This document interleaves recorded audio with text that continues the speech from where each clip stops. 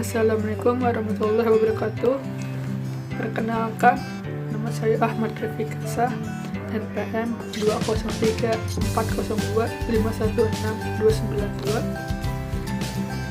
dari Universitas Nasional Program Studi Manajemen. Di sini saya akan menjelaskan tentang ongkos angkut dalam rangka memenuhi tugas 2 sebelum UAS pengantar akuntansi 1.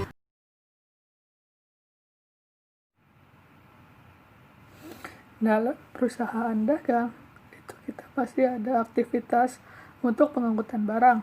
Nah, karena tidak ada proses produksi, itu adanya proses pembelian, yang dimana pembelian itu adalah pembelian barang dagangan, bukan pembelian jasa, karena jasa tidak ada pembeliannya. Nah, di situ ternyata ada biaya yang kita keluarkan untuk mengangkut sebuah barang dari penjual ke pembeli. Tapi tidak sesimpel itu, teman-teman, karena kita harus memahami pemahaman tersebut. Nah, seperti ini kasusnya. Dari ongkos angkut tersebut sebenarnya ada 2 persyaratan. Persyaratan yang pertama adalah FOB shipping point. Nah, aktivitas FOB shipping point itu jadi pembeli membayar ongkos angkut dan mendebit persediaan barang dagangan. Nah, yang artinya seperti ini. Kalau menerapkan FOB shipping point, maka ongkos angkut tersebut harus dibayar oleh pembeli, bukan penjual. Sehingga pada saat kita mengeluarkan uang untuk ongkos angkut, maka pada saat itulah kita akan menjurnal dengan cara mendebit persediaan barang dagangan. Oke, jadi gini, pada saat kita keluarkan uang untuk ongkos angkut, nah pada saat kita mengeluarkan uang untuk ongkos angkut, nah pada saat itulah kita mengeluarkan uang tersebut, kita akan menjurnal adanya penambahan persediaan.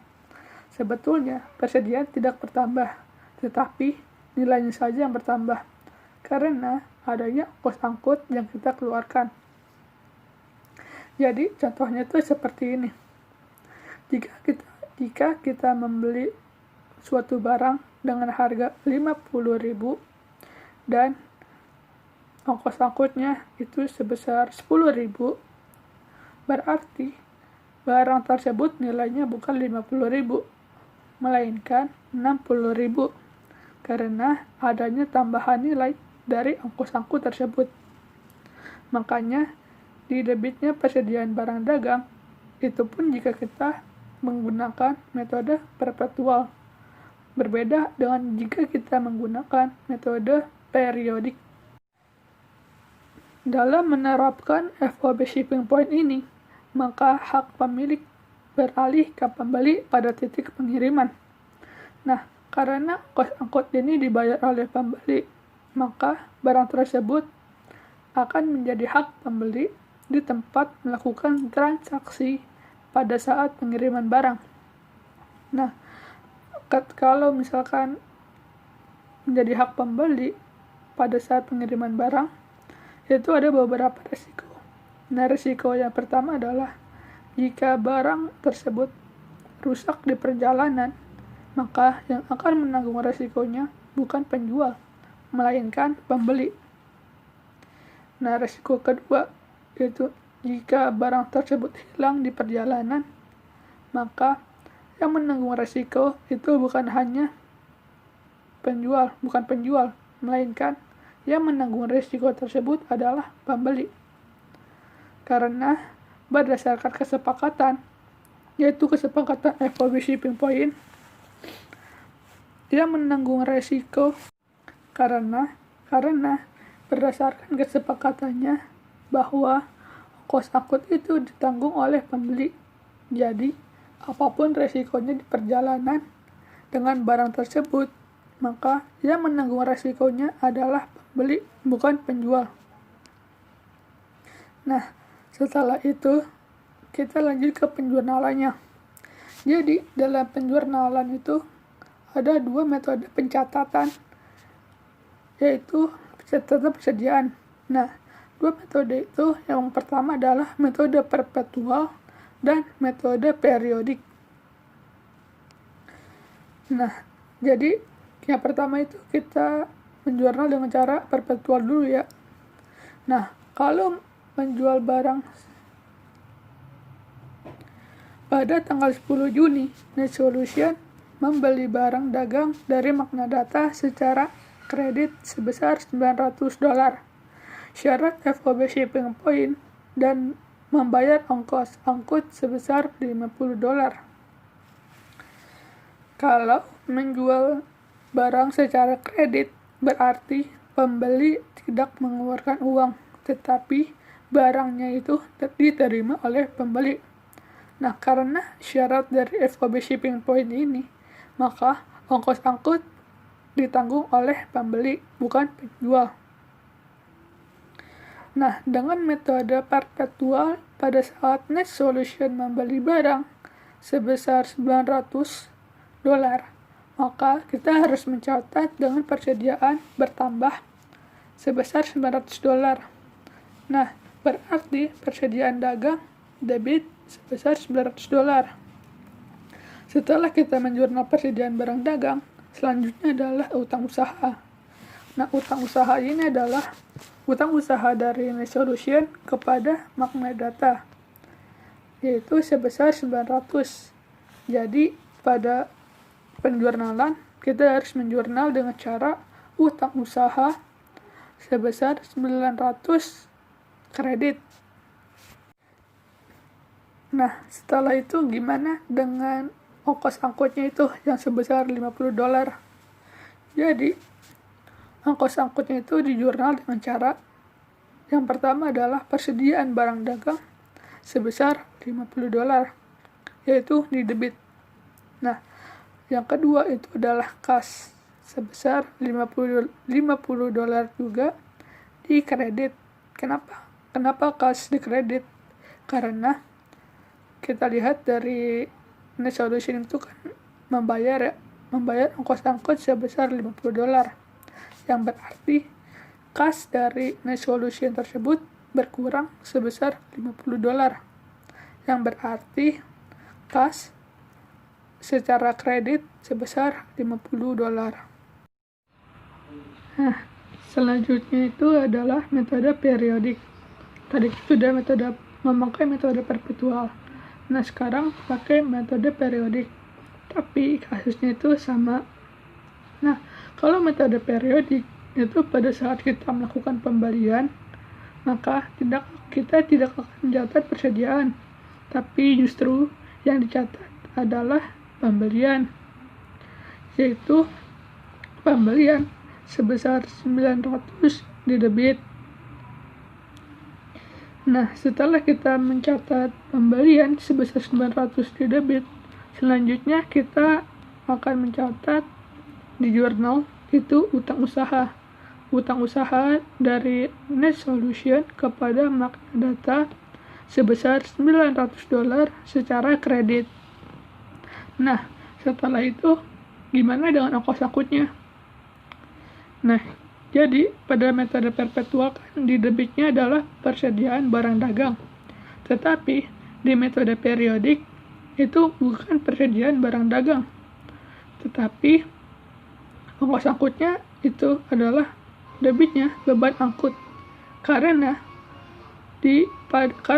metode periodik tidak mencatat persediaan barang dagang. Nah, selanjutnya adalah persyaratan kedua. Nah, tadi kan FOB shipping point, persyaratan pertamanya. Nah, kalau persyaratan kedua itu adalah FOB destination.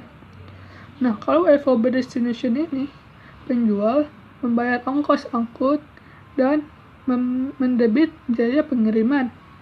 Nah, kalau tadi kan di FOB shipping point itu yang membayar ongkos angkut adalah pembeli. Tetapi kalau misalkan FOB destination, yang membayar ongkos angkut adalah penjual. Nah, itu adalah perbedaan dari FOB destination dan FOB shipping point. Nah, setelah itu hak pemilikan beralih ke pembeli ketika barang di tempat tujuan atau tiba di tempat tujuan. Nah, yang artinya selama di perjalanan, maka barang tersebut masih pemilik atau masih milik penjual. Jadi kalau misalkan barang tersebut hilang di perjalanan atau rusak di perjalanan, yang menanggung akibatnya atau yang menanggung resikonya adalah penjual, bukan pembeli. Beda dengan FOB shipping point tadi, yang menanggung resiko selama di perjalanan itu pembeli. Tapi di FOB destination, yang menanggung resikonya adalah penjual. Nah, gimana sih dengan menjurnal dari FOB destination tersebut? Jadi, kita lihat pada kasus berikut. Pada tanggal 15 Juni, NetSolution menjual barang dagang ke Trans Company secara kredit senilai $700. Syarat FOB destination, harga pokok penjualannya itu sebesar $880. Nah, NetSolution membayar biaya transportasinya sebesar $40. Oke, di posisi sekarang itu NetSolution sebagai penjual. Berbeda dengan tadi, yaitu NetSolution sebagai pembeli. Nah, karena NetSolution sebagai penjual, dan ternyata berdasarkan kesepakatan oleh Trans Company bahwa beban angkut itu ditanggung oleh NetSolution sebagai penjual, maka yang dipakai itu FOB destination. Jadi pada kasus ini penjualan dilakukan secara kredit, maka NetSolution yang menjual barang tersebut tidak menerima uang karena dijual secara kredit.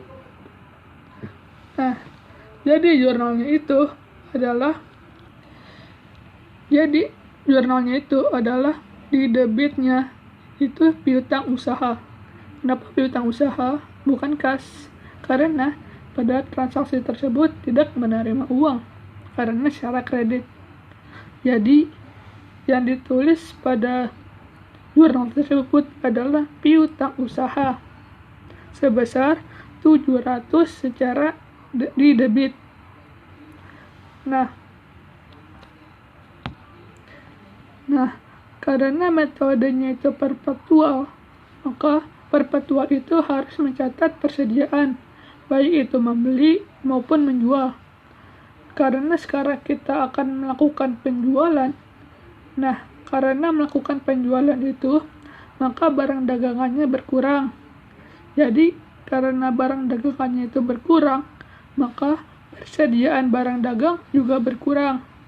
Maka dari itu, penjualan kredit sebesar $700. Nah, tahu dari mana 480 itu?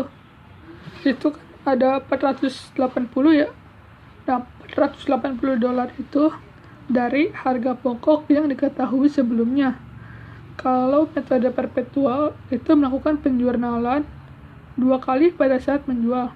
Itu pada saat jurnal penjualannya dan pada saat persediaan berkurang.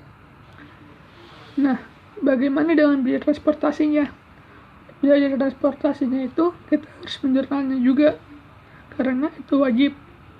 Jadi beban angkut di debit sebesar $40 dan kas di kredit sebesar $40. Kenapa kas di kredit?